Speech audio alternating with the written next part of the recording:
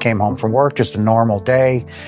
Sat down, started eating a sandwich, and took a bite of a sandwich, and then I coughed up bright red blood. It covered my sandwich. And the next thing I know, I'm waking up in the ICU. I looked off to the left, and there was somebody standing there. Now, I couldn't see him, but I could feel it. But I cried out to God for the first time since I was a little boy. I said, please don't let me die.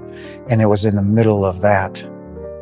Then I was at the top of my ceiling. I saw everything. I could 360-degree vision. I could see my body laying on the bed, and just the love that I experienced. I was in this light, the most magnificent light, and the love that was bestowed upon me instantly.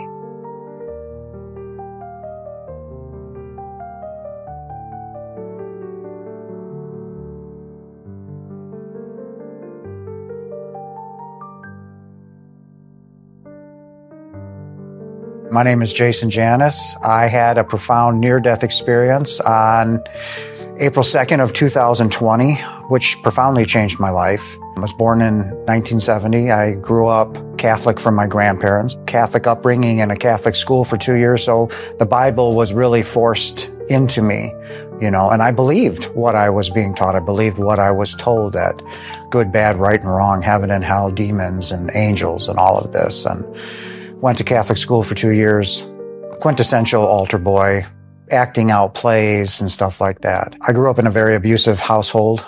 And then early on, I quit the religion. I just quit going to church. The abuse was too much. It was clear that God did not care for me or want me or any of that. And that's the way my life went. I went through 2 marriages. I've had 2 kids, grandchildren, scraping the bottom of the barrel throughout my whole life. I was at work one day and they said, we're talking about this COVID thing. And I'm like, I've been through so much. I said, I'm not worried about this. And then on April 2nd, I came home from work, just a normal day, sat down, started eating a sandwich, and breathing became very labor intensive. Took a bite of a sandwich, and then I coughed up bright red blood. It covered my sandwich. And I'm not, when you cut your finger, it's dark red. This was pink, bright red blood. And then it just never stopped. And I just kept coughing up blood. Now I have filled my plate full of blood. As I got up to start going into the kitchen, wheezing, I could not breathe. It was very difficult to breathe. Now I'm starting to panic because there's no air. And I got to the kitchen and I'm frantically calling my ex-wife. She's a nurse. I tried to talk to her, got hold the phone, and I coughed up blood all over my phone. And she jumped up and she said, Jason. And I said, I don't feel good. I'm going to go lie down. And this is one of the last things I remember. She goes, Jason, if you lie down, you're going to die. I said, I don't feel good. I can't. I'm tired. And I'm just going to go lie down. Jason, if you lie down, you're going to die. And the next thing I know, I'm waking up in what I later found out was the ICU. Myriad of doctors around. Now it's dark. My hands are strapped to the bed. My feet are strapped to the bed. An IV in the side of my neck and the carotid, tube down my throat, stuff up my nose. I can't talk, and the pain is beyond anything I've ever experienced in my life. It was just brutal. It was mind-altering pain. It just felt like there was 5 billion tons on my chest. And I got these doctors and nurses. And when I awoke, instantly, I looked off to the left and there was a TV there and there was somebody standing there. Now, I couldn't see him, but I could feel it. I could feel somebody standing there.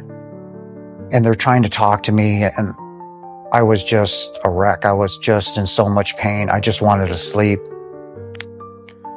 Next day rolls around. This presence is still there, and I'm staring for, I think I was in the ICU room for a month. I just kept looking at the TV, and the nurse would say, Jason, do you want me to turn the TV on? Well, I can't respond. How do you tell somebody there's somebody standing there? I could feel them, right?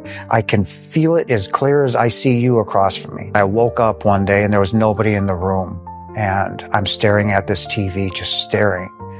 They had taken the breathing tube out, and I had lost 75 pounds in that month that I was in the ICU room.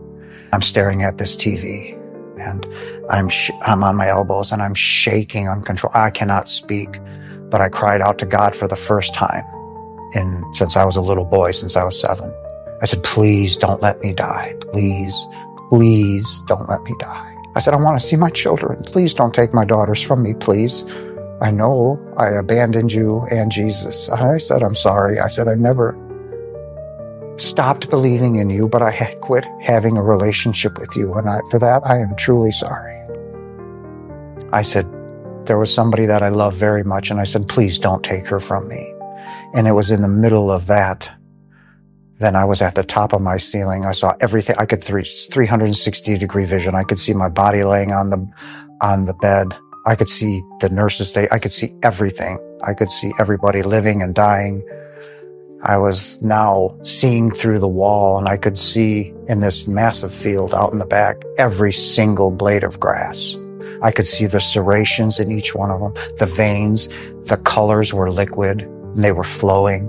And then the grass, their blades turned towards me, and just the love that I experienced. I was in this light, the most magnificent light.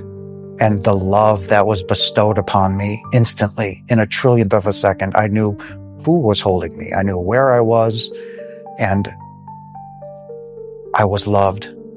There was no more pain. I was at peace for the first time in over 40 years, 50 years. There was absolute knowledge. Absolute knowledge. I knew everything there was to ever know or ever possibly know. And I was everything that had ever existed and or will ever exist in that moment. I'm seeing the tree souls, the grass souls. I'm feeling this love that just does not exist in this world. And as I'm in this moment, I'm realizing as I merged with the light, became the light, that God, my Father, was holding me. I began to think, and I said, I'm home.